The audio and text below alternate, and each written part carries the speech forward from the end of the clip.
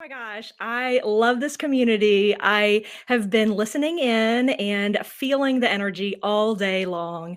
The Mom Project really knows how to stage a comeback. So I'm honored to be part of it and excited to be here. So today I'm going to share in my short segment a little bit about how to thrive in your pivot to paid work. So let me get my slides going. All right. So I was in public accounting before I decided to be a career coach. I spent 10 years in a big four public accounting firm, made the career transition to become a coach around the same time that I moved overseas. And so I've been a coach now for more than 15 years that included 3 international moves to the Philippines, to China, and then to Houston, where I now live with my family. During that time, I had 2 daughters born overseas.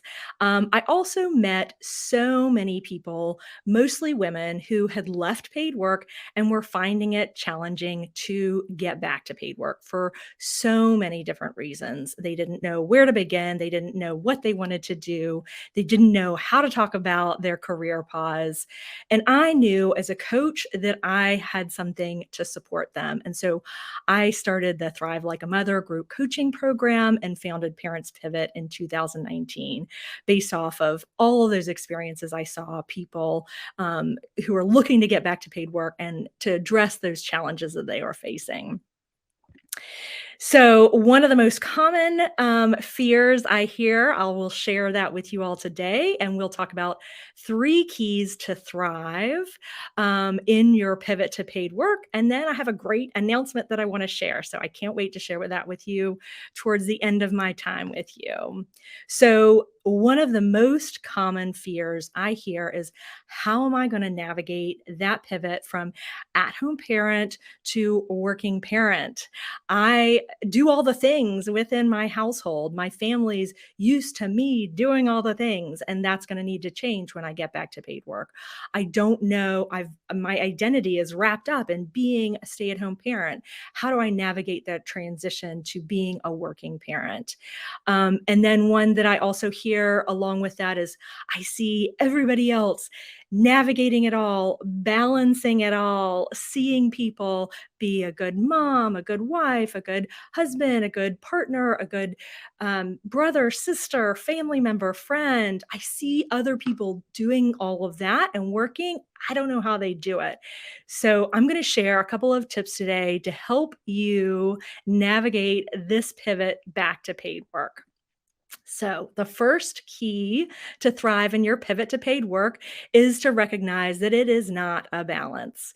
It is a blend. At Parents Pivot, we like to refer to the way that you integrate work and life as blending work and life.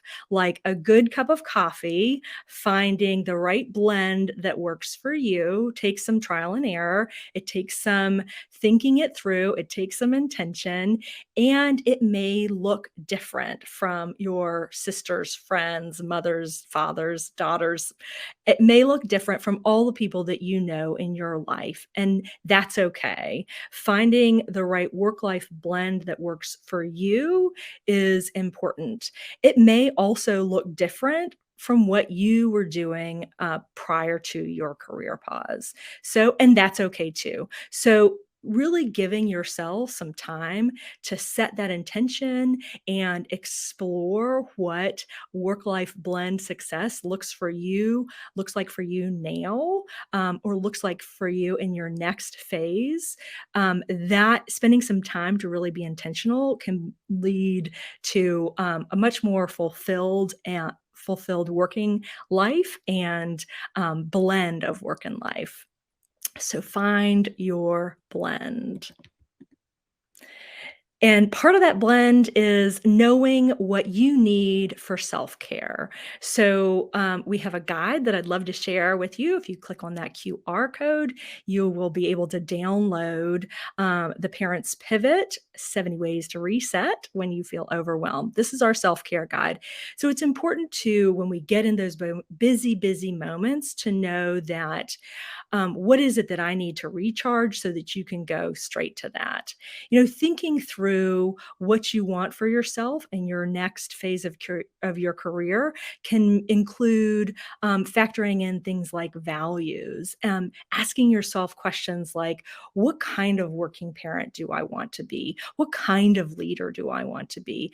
Factoring in all of those pieces can help you prioritize and navigate that shift back to paid work. Thinking through also options for flexibility. We've heard some great comments from employers today about navigating flexibility. What kind of flexibility do you want for yourself in that pivot back to paid work? What's going to be your blend that works for you? The second key to thrive in your pivot to paid work is to remember that it's not all on you. When you're thinking about the relationships in your lives, those are two-way streets. There are other people involved in that. When we are making a decision to go back to paid work, it can feel like this change is all on us.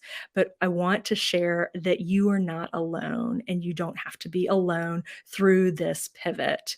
I want to share a story about a good friend of mine who was returning back to her home country, going through a divorce. Her partner was staying in the country where they lived, and she was returning back to her home country as a single mom of 3 and moving to a town she hadn't lived in for a while and didn't have family nearby. And so what she said to me was the importance of fostering that community. And one thing that, when we're in a struggle, when we're going through something tough like that, it can be hard to reach out and it can be hard to ask for help. But when you do, you will realize that people want to help you. People want to see you succeed, and I'm excited to share this story because she was able to incorporate her kids more responsibilities and incorporate her community and know and feel that people were there to support her. And I'm going to share at the end of my time an opportunity for you to find community as well.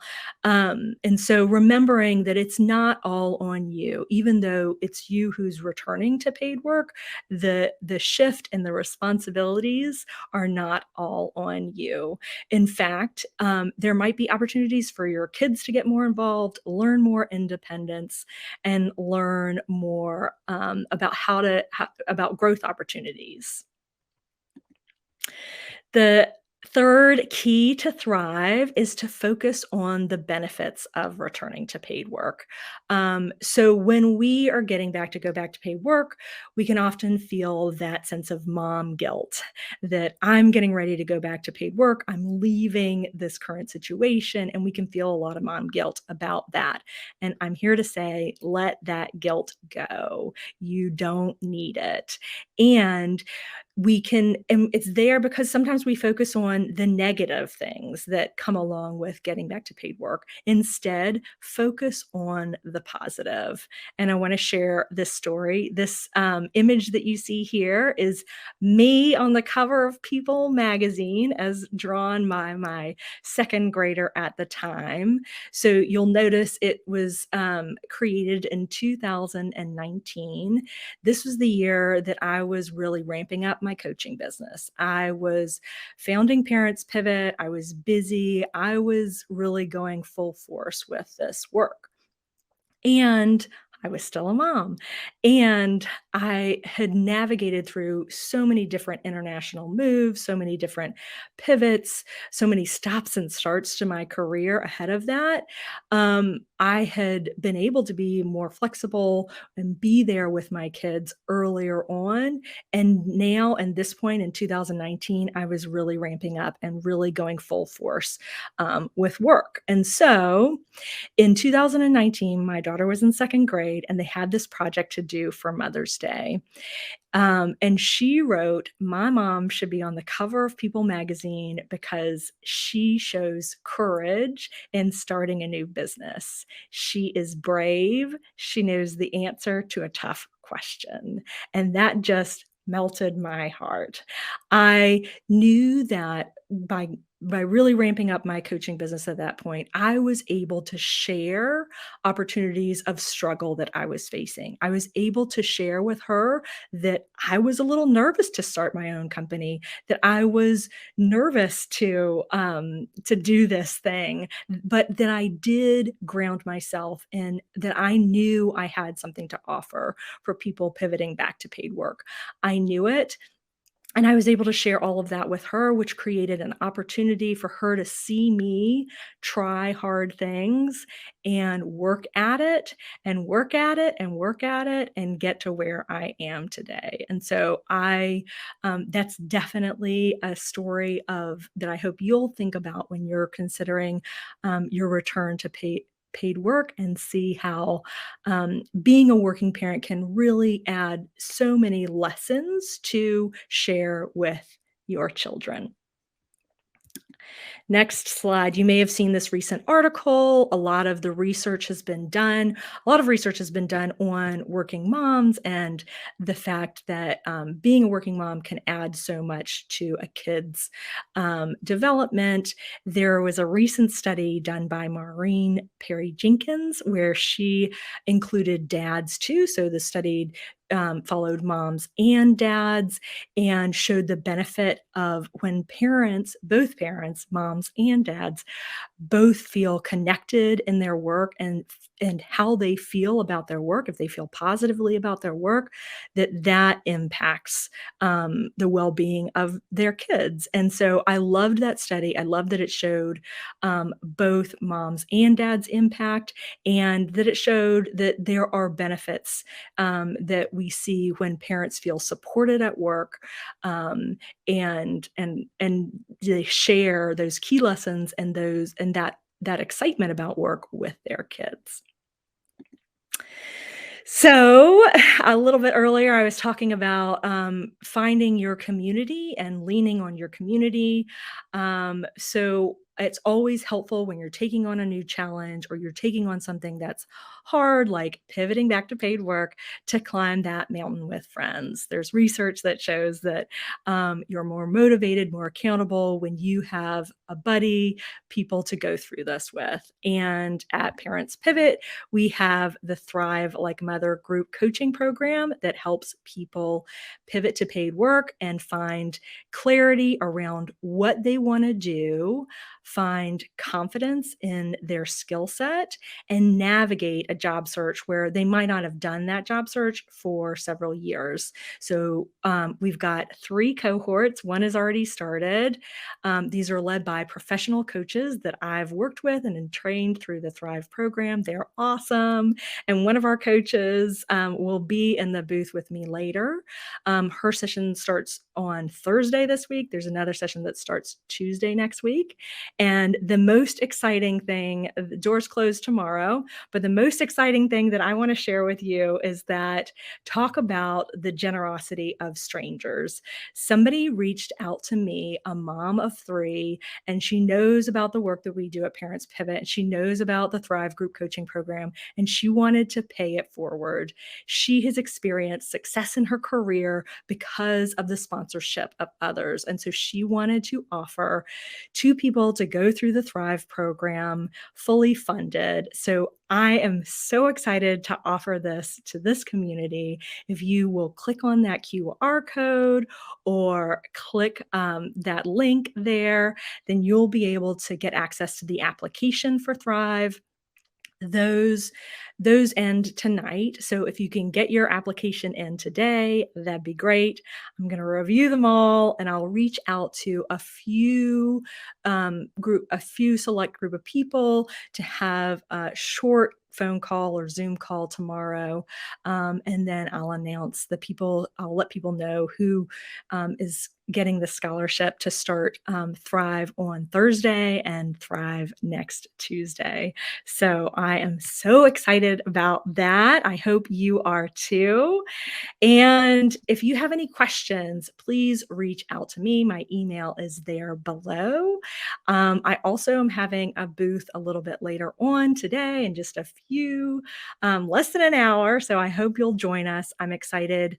And like I mentioned, one of our coaches will be there so you can ask us both questions. So thank you so much to the Mom Project for having me. Love being able to speak to your community and support your community.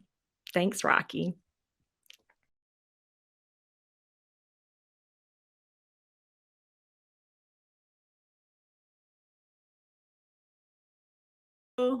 Hello, everyone. Wow, are you guys just having an amazing experience here today? Let's give it up for our last speaker.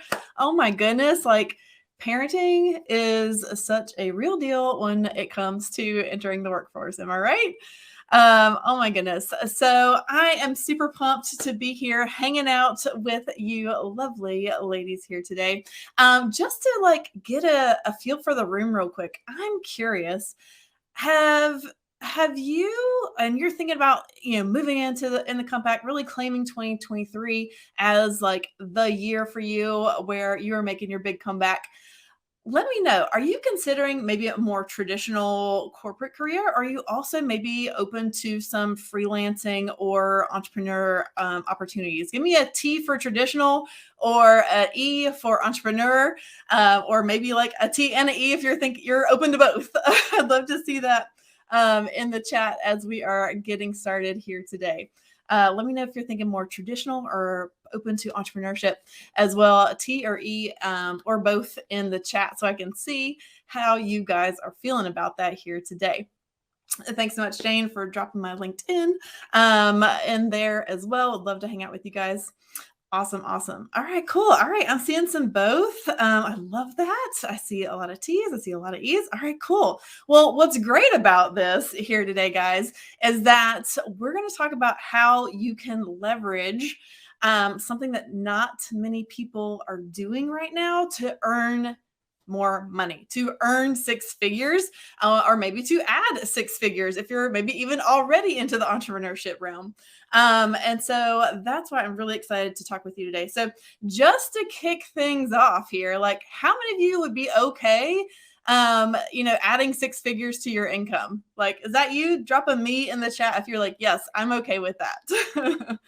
And then about how many of you would rather do that sooner rather than later? Say me, me, me. I want to see those me's coming through. Okay, awesome. I see you guys. Fantastic. All right. And then how many of you would be okay if in this presentation right here, I show you the data proven way to increase your value and your income here today? Is that cool? Drop me or heck yes in the chat if you're game for that. All right, all right. I see them coming in. There we go. Amy, Kimberly, Kristen, Lisa, Michelle, fantastic. Pam, Caitlin. Oh my goodness, you guys are rocking. Okay, great, awesome. I love to see that. She was like, "Give me all the figures." Yes, love it. Okay, so here's the deal, guys. The problem that I see facing most, earners these days, those that are wanting to, be able to earn an income, but still have freedom and flexibility, is that they're busy working harder and not higher. They're busy working harder and not higher.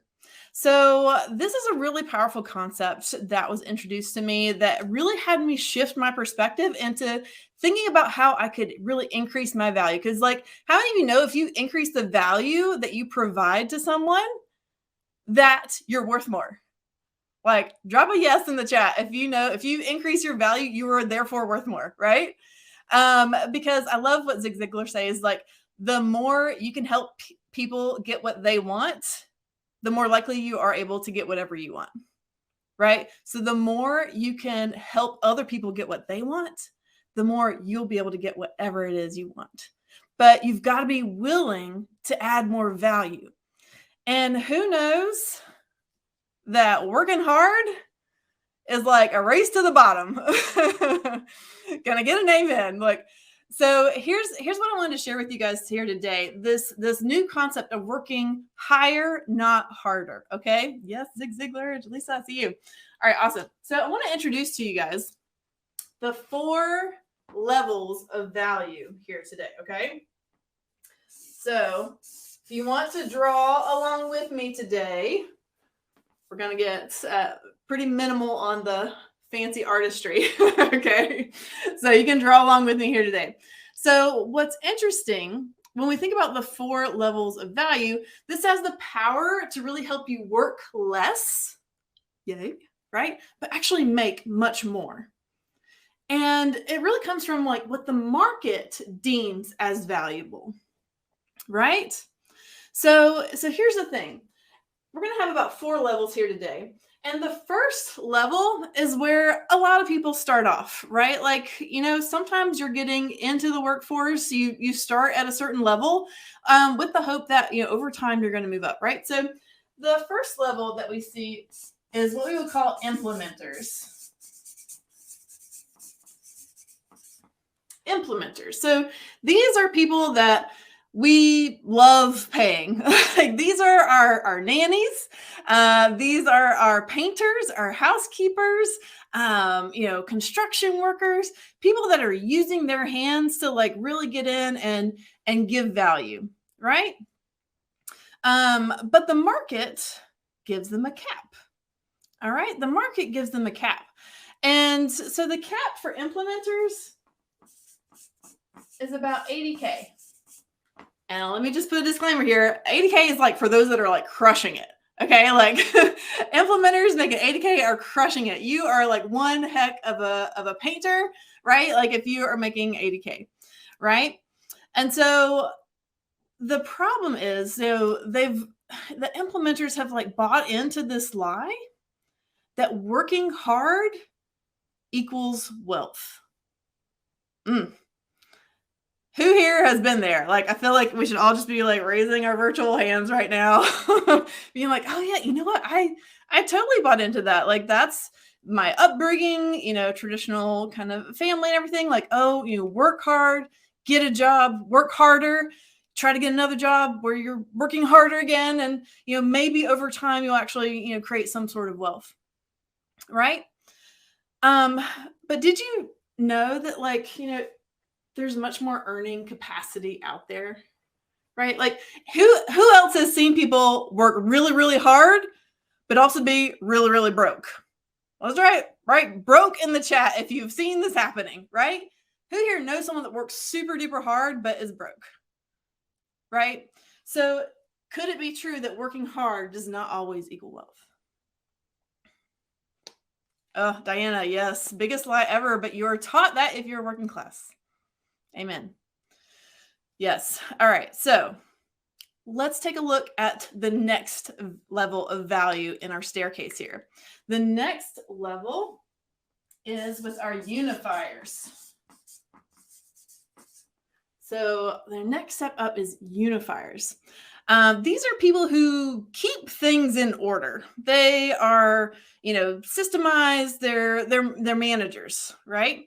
I'd love to see like who here has ever been a manager. Drop manager in the chat if that's you. You've figured out either you've been like a manager of a system or a manager of people. Bless you. Like, have you ever managed other people before? Was that easy or hard? Oh my goodness. Hats off to those of you that have managed people. It's certainly a more valuable skill set, right? As we're moving up our staircase here, right? Okay, I see some of you: Crystal, Camilla, Amanda, Brianna. Okay, awesome. So more likely, like you moved up, right? You moved up when you became a unifier. And so here's the thing: the market puts a cap on unifiers of about 250K. And again, that's for those that are crushing it. Like your skill set, you're in the exact right, perfect job. And, beautiful magic is happening, rainbows and unicorns and all this stuff. But here's the lie that unifiers believe. Here's the lie. Unifiers believe more education equals more wealth. More education equals more wealth. Are you guys coming in with the herding cats with the manager? Yes. So Again, how many of you found that to be true? How many of you know people that have gone to school, that have gotten more and more education and are still not earning what they want to be earning right now? All right. So I'm curious, for those of you that are here, how many of you would like to play with the high earners, play with and build more wealth for yourself, for your family, for the legacy, for the communities that you get to support? Because I firmly believe that the more money women have in their hands, the more beautiful they make their communities and their families. And that's what I'm here to help you guys do here today. So there's 2 more levels, and this is where it gets exciting. Level 3 is communicators.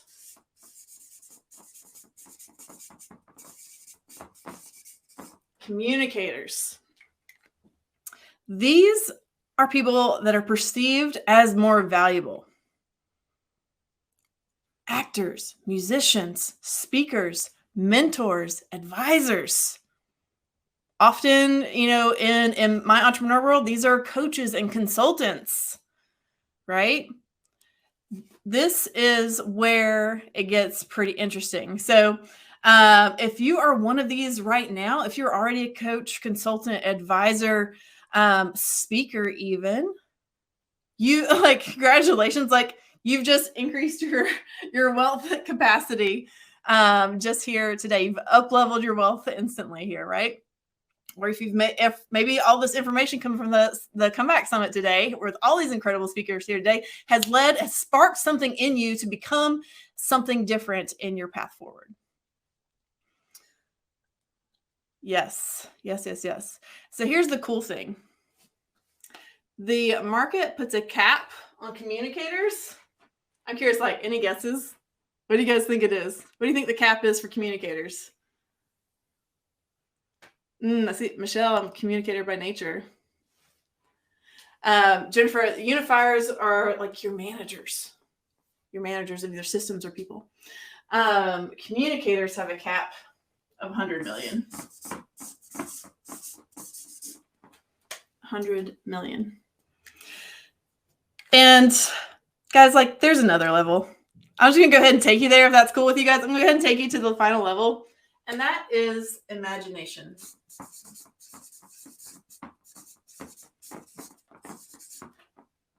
Who here has one of these somewhere nearby?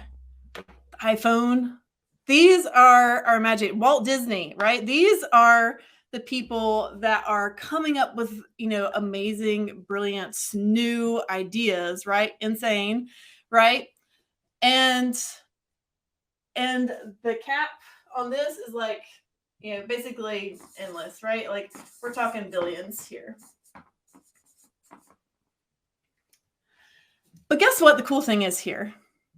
We don't have to go all the way up the staircase, right? Because if you just take one step to increasing your value here today, you're automatically increasing your wealth.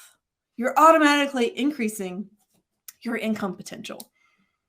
And so you might be wondering right now, how do I get there, right?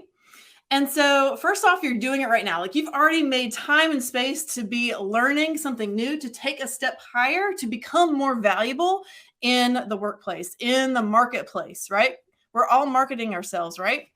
And so what I see happening is really finding the opportunity to move yourself further up. So if you were an implementer, how can you get to a unifier? If you're a unifier, how can you get to a communicator?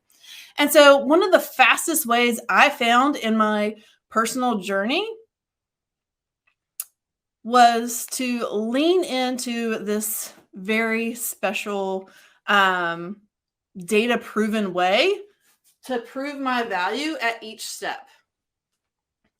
And what's really cool is that it's such an underserved part of the marketplace right now that if you just do some very basic things, you'll automatically increase your value. So I wanted to just share with you guys three quick questions to share something interesting for you guys. Okay, So 3 questions, like any of you guys like watch Friends, is gonna be like Phoebe style, right? Like I'm gonna ask you 3 questions. I just want you to drop the first answer that pops into your head. It doesn't really matter if it's super right or super wrong, but here's your 3 questions.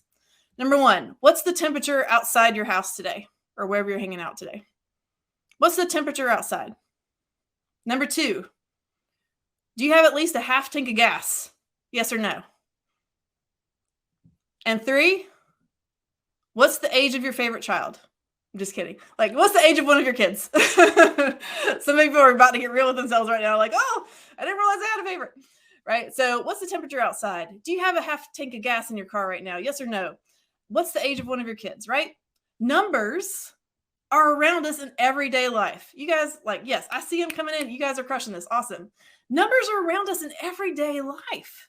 So why do so many people get stuck on using numbers in business, using numbers in their professional roles, using numbers to help the companies and businesses that they're supporting, that they're a team member of, make more money?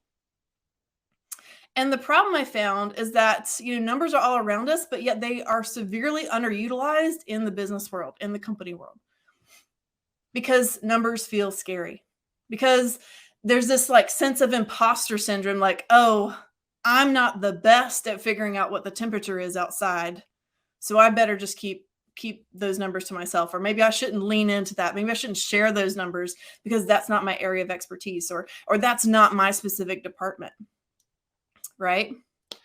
And so what I see happening though is, like, if you can get past that, which is something we're going to do in the booth here happening later on today. If I can show you a way, maybe give you some perspective on what's really possible when you lean into the numbers, then really new doors start to open. Businesses do better. Like, who knows, like, you could ride a bicycle better with your eyes open than with your eyes closed, right? It's the same sort of concept with business. So having these numbers is essential, but there's 3 mistakes that I see holding people back. 3 mistakes. Number 1, too many people are focused on solving lower value problems in the workplace. They're focused on working harder and not higher. Problem number 1, absolutely. The second thing is that they're ignoring the numbers because they feel like they are not the expertise. And the third mistake that I see is that they're not using dashboards, scorecards, automated tools to bring those numbers to you with ease, leaving people stuck in indecision and lack of confidence and lack of clarity as to what's actually happening in their businesses right now. So, which leads to confused team members, 17 spreadsheets on fire, right? And instead, when you can utilize dashboards to bring those numbers in front of you, you automatically elevate your value because you're elevating the value that you bring to your client, to your department, to your business or your company. Do you see how that can make a difference? And so I know we only have a few minutes here today, so I wanted to give you a taste of what's possible when you do start leaning into working higher and not harder. And if you'd like to dive into this further, I'd absolutely love to have you join me for an upcoming workshop I'm actually hosting on Friday to really drill down into this concept. And you can join me over at lanebooth.com/live. That's in my name down here below. And we'd love to see you over there and get more clarity on how you can really utilize dashboards as your asset to get past that imposter syndrome and really just add more value by working higher. Awesome. Hope you guys enjoyed this. I'm going to hand things over to our next speaker. Y'all give them a big round of applause and give yourselves a pat on the back too for just being awesome today. Thank you so much. It's been so much fun. I hope to see you soon. Bye-bye.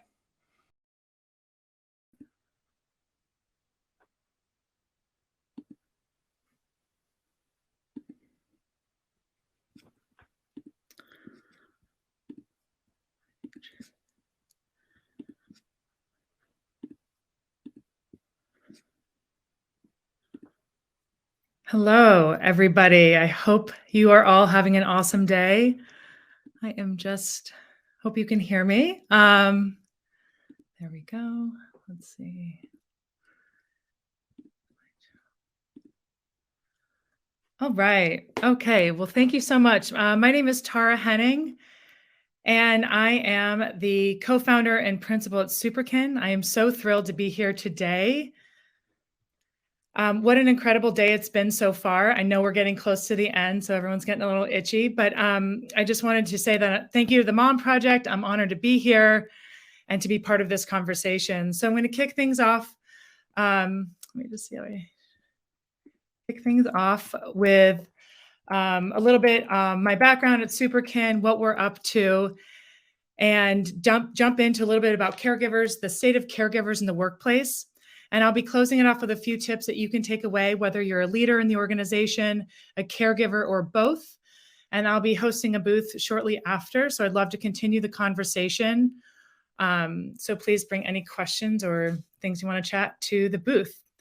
All right, so I'm the principal and co-founder at Superkin.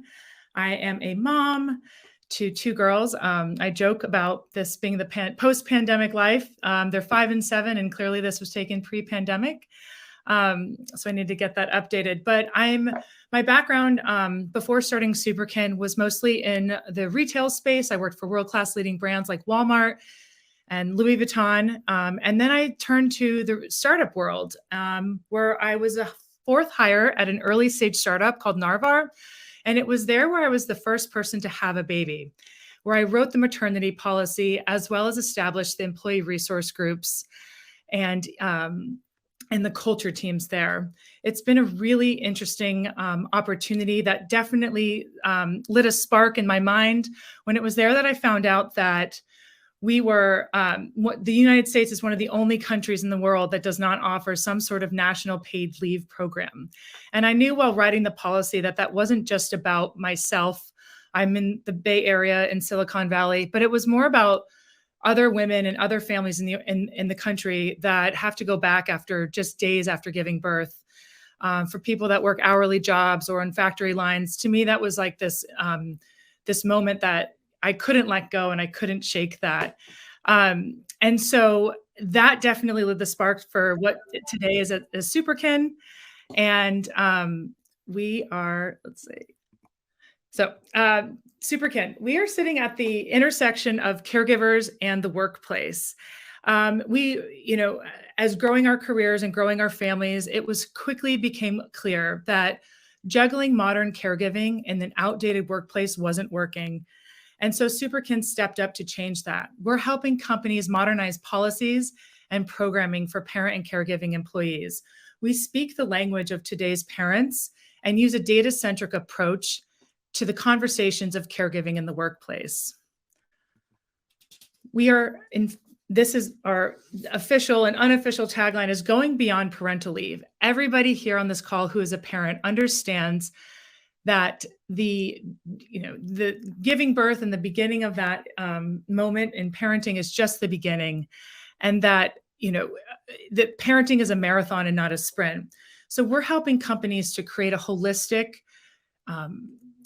employee experience beyond parental leave. And especially given the last years of this pandemic, we've literally been able to look into people's homes to see their spouses and their roommates and their children and their dogs barking. And this is something that I think more than ever before, this conversation is so relevant to creating supportive, holistic employee experiences. Parental leave is really just table stakes at this point. So what are companies doing to create policies and systems that keep parents in the workplace? So a couple of quick ways on how we're doing that with employers. First is on the HR people teams. Companies often want to know, okay, I know I need to have a good parental leave policy, but what's competitive? What's competitive in my industry for my size? Superkin has created a proprietary parental leave benchmark report, and we conduct benefit audits. So we help companies create either from scratch, or we help them up-level policies and programming that allows that, or policies that put them at the best in class in their organization, best in class in their industry. We also recently launched, due to countless conversations with leading employers, a caregiver and management training playbook. So what does it look like when somebody, announces that they're pregnant? How do managers respond? HR, a lot of times benefits live in silos, and it's really about that employee experience, that seamless employee experience for the caregiver. It's very much a make or break moment. It's a very charged time for an employee. And this is often times where the dominoes start to fall. When somebody doesn't feel supported, they're not really sure if there's any type of policy set in place, and it's a very rocky situation. But we have found that with our playbook, this is an opportunity for companies to have these seamless employee experiences, both as the caregiver as well as on the management side. And the second way that we help companies think beyond parental leave and create these holistic experiences is through our work with ERGs.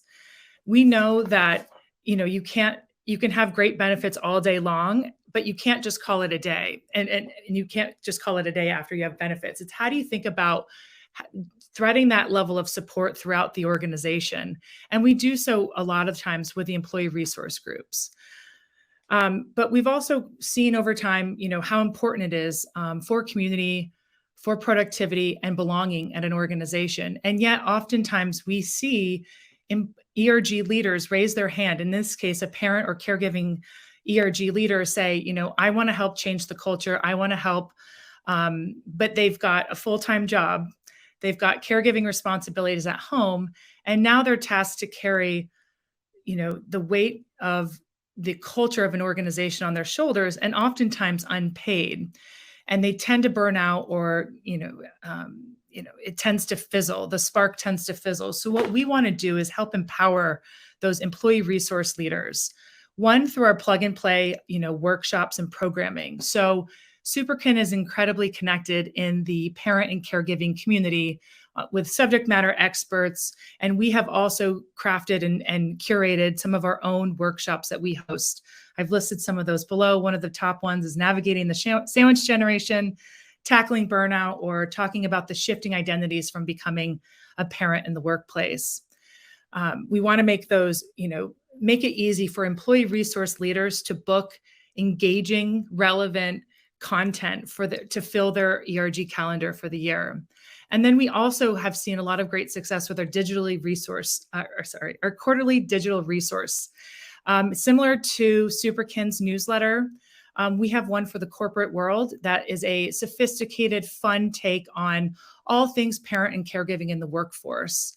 We also have partnered with some brands for some amazing discounts that are focused on working parents and families.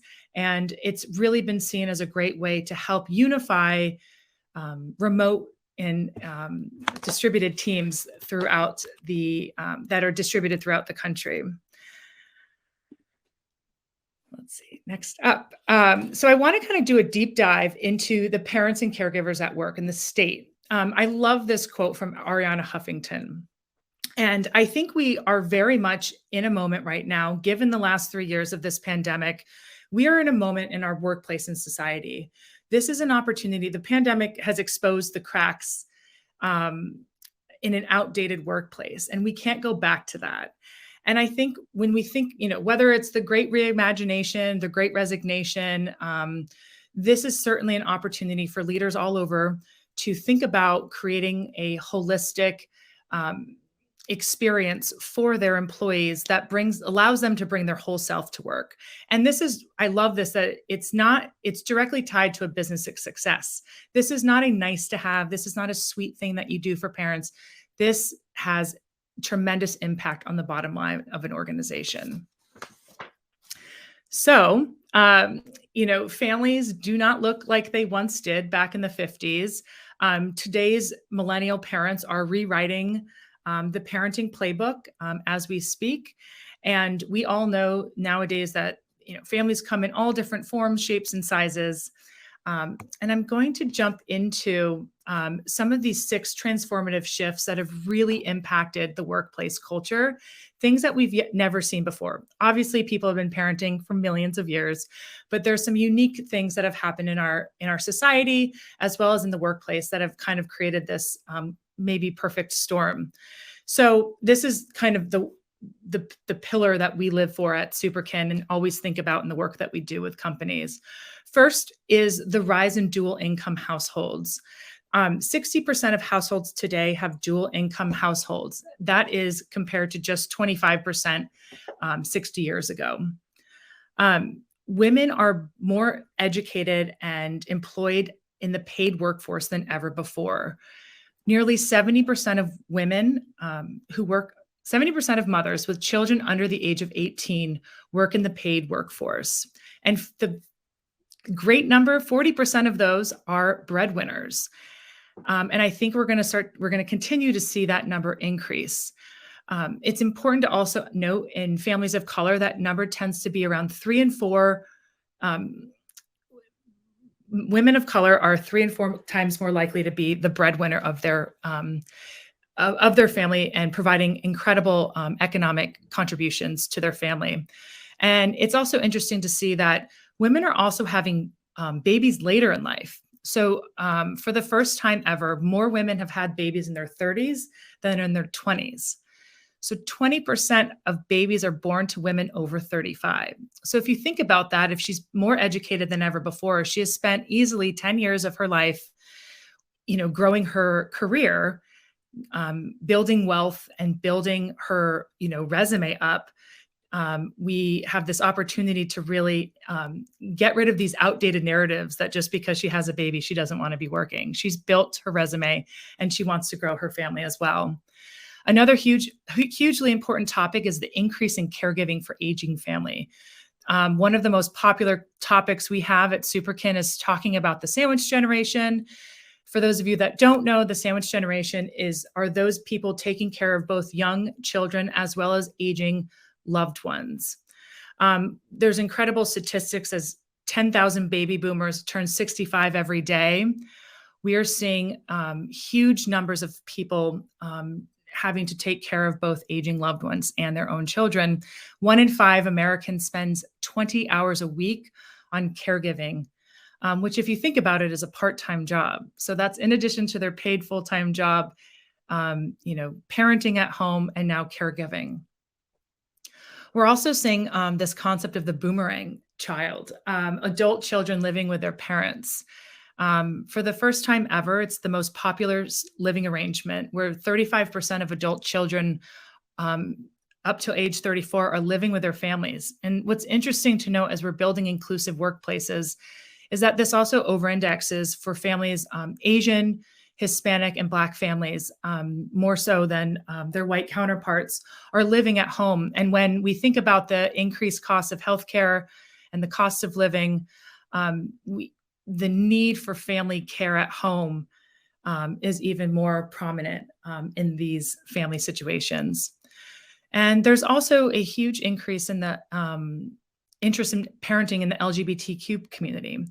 Nearly 70% of LGBTQ cohort have children or are thinking about having kids, which is a 40% increase to previous generations, which is so interesting because as we think about building inclusive workplaces, we need to start thinking about how do benefits and language how they are inclusive to this community. And does not need to be reminded on this call, but there's obviously an increase in the cost to raise children. We all know that, given student debt, cost of housing, cost of education, and of course, the cost of childcare. If you can find reliable childcare, it is exorbitantly expensive. So when you think about championing inclusivity on your team and building benefits, these are some of the dynamics that need to be considered. And it's certainly, much more of a business imperative than just a simple strategy. Another interesting stat, we also see this disconnect between reality and expectation. In a HBR caring report, they're showing that nearly 75% of an organization has some sort of caregiving responsibilities. And now that also can, in addition to parenting, can also include caring for aging loved ones, chronic illness, cancer, disabilities. Unfortunately, leadership thinks this is only 25%. So obviously, with huge disconnects, we are missing out on some opportunity for retention and productivity. Goes without saying that not like, as I've mentioned, as the Arianna Huffington quote suggested, this is not just a nice to have, it's an essential for business. Creating a holistic environment for parents and caregivers not only helps with retention, but it's also shown for revenue growth. I love the stat on the end around companies that invest in employees tend to see higher revenue growth, innovation, retention, and productivity. And I just couldn't love these stats more. And I think it's so important as we think about building the next generation of benefits. So just kind of jumping into some key quick takeaways for you that really delight and wow the employee experience and helping you think beyond parental leave. Number one is thinking about, as an employee or as a leader, how does your organization and how do you as a leader think about life-defining news from an employee? We can't predict when and anticipate when families might need us. And so we also need to build workplaces and benefits that are flexible to these moments. And it's all about kind of connecting the dots between the benefits that we offer and the culture that we talk about on a day-to-day basis. We like to help companies through our caregiver management playbook that it's not necessarily about adding, it's enhancing what you already have. We don't need to constantly be adding policies, but it's really thinking about creating that seamless experience for both management as well as caregivers. Because we find that there's this messy gray area when between the benefits and the employee experience. So how do you think about reinforcing those ancillary benefits, things like, childcare stipends or workplace flexibility? And for managers, it's thinking about being a hero, like stepping up in the moment when somebody feels potentially maybe insecure or they're terrified. I remember when I told my boss I was pregnant for the first time, I was completely terrified. I thought I was going to lose my job. I thought my career was over. And that moment when there was support and acknowledgement of what was happening, this is a human right. This is something that's very natural. That type of support can really put you on a trajectory of, better, satisfaction and loyalty to an organization. So we really encourage leaders to be the hero and provide support right away. And as a manager, think about it. You too are a caregiver. It's part of your job, not just to worry about the KPIs, but how to support your employees as they bring their whole selves to work. It's not just about, meeting certain goals, but really thinking about what does my team need and how can I show up for them? The second one is, don't just check the box. We oftentimes pre-pandemic and during the times hear companies say, well, we support parents. We have 3 months of maternity leave, check, we're good. And they walk away. And yet we all know that's just the beginning of the incredible journey to parenting. So on a day-to-day basis, how are companies thinking about threading that level of support throughout the organization?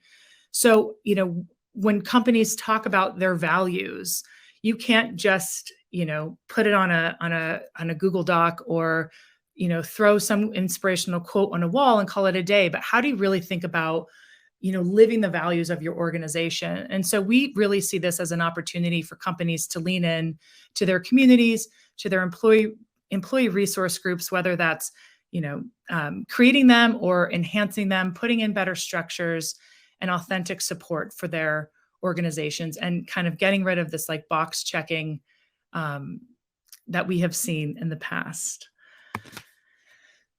It is no surprise, our third tip, there's no surprise that, even this year has started off a little bit rocky. We've seen a lot of layoffs. There's a lot of economic uncertainties that are happening all around us. And I think we also have at the same time, I think there's also this opportunity to shift in perspective. You have for companies that have had some layoffs, we've heard even today some of many of the large companies that spoke before talk about reorganizations, but also rehiring, refocusing on their new strategies.